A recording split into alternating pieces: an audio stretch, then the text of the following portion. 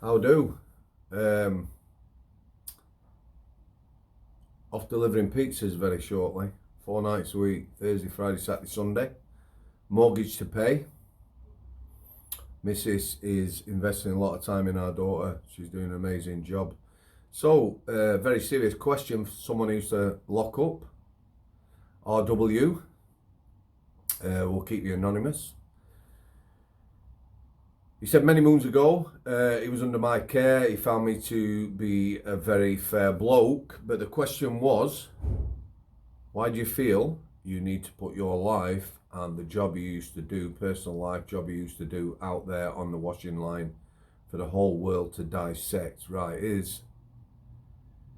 we aren't thinking about it too much, guys. The job itself, it is a tough gig. It's a tough gig both sides of the door. Criminal justice itself, the whole system is very, very flawed.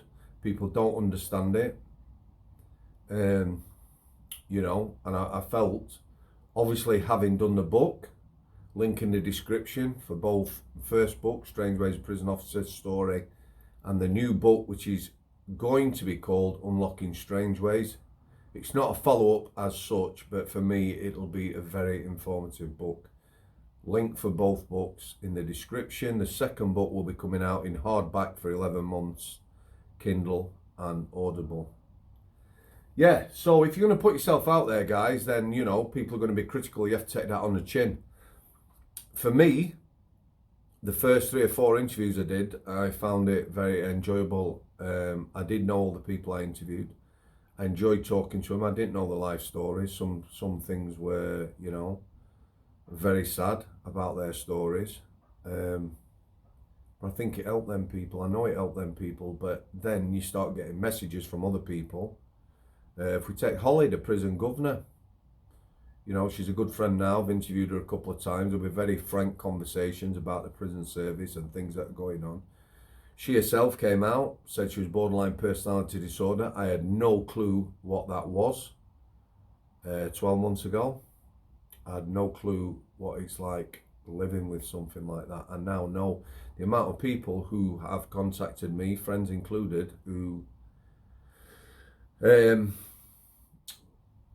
under that, for want of a better word. Head's just gone a bit, as I say, because I'm off out shortly delivering pizzas. It's gone. Yeah, it's gone. Think. Diagnosis. Yeah. It's difficult. But also, you are going to be under scrutiny, but you have to take that. You have to take the rough with the smooth.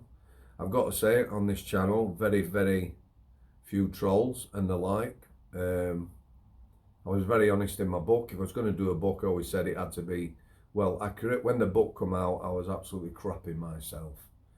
Leading up to it, we put ourselves out there, said it how it was. It was a memoir. There were some quite personal things in that book to me. There were a few tears doing that book and when I read it back. But yeah, and the more people I interview, obviously it's showing people what the criminal justice system is, ex-officers, ex-prisoners, but also the mental health side. I never thought I'd be doing this, never thought I'd have a YouTube channel. It's a bit difficult at the moment. I've got a couple of new people to interview next week. One's the ex-partner who stood by someone for a good few years, 7, 8, 9 years waiting for them to get out of prison. And the other one's a lad, just been in touch with him recently. He's got his own channel. We will put all the links in. Paul, Welsh lad, I believe that'll be the first Welsh lad in the van with Sam, as it were. But yeah, you have to take the rough with the smooth. On my daughter, somebody's asked about that. Somebody said, my own daughters, if I talked about them and put it out there, they'd lose their shit. My daughter, bless her, I haven't discussed a weight. That is a very personal thing. Obviously, she's quite ill, but she feels that it's something someday she wants to talk about. I am hoping she'll be sat with me in this garage one day and we'll be able to discuss this when she's better. For me, it's about expectations with anorexia. Nevo. So what help you're going to get, what you can expect, it is a tough gig. There aren't enough services. So telling it how it is for people, for me, is a big thing. And like I say, if she hadn't wanted that, her mum talked about it, I didn't know that, and then, you know, mum basically said, yeah, you know, she wants to talk about it. So some of the personal stuff I'm not putting there, you know, you've no need to know her height, her age, and all these sort of things. Well, her age don't matter, but her weight and stuff like that. It's all very personal. I know I might sound like I'm waffling, but it's very important. So yeah, it's something I'm gonna carry on doing. When my daughter gets better, I'll get back to it. There is loads of people I need to get out and see. At the minute, it's very difficult, like I say. You know, still got bills to pay and that, a mortgage, which is why I'm delivering pizzas. Something I thought I would never do. I have found it quite enjoyable. But they're long nights. For a while, 11, 12 o'clock. The frustrations when nobody's house has numbers and things like that has brought its own stresses to my world. Yeah, so there we go, guys. That's it. In a simple nutshell, I enjoy doing this. The channel is helping people. I get loads of messages from people. Just, you know, getting out with Stephen. Going to be doing more than that. Going to try and do at least two a week. Up on the pit site with him, whatever the weather. Vlogging about current affairs. Loads of people to interview. And it's also something I enjoy. It's a hobby. You know, I'm not out there to... You know, I'm not being driven by money or anything like that. If I need money, I'll do what I'm doing now. I'll just go out and get a job doing the pizzas or whatever. There's plenty of jobs out there. Needs must.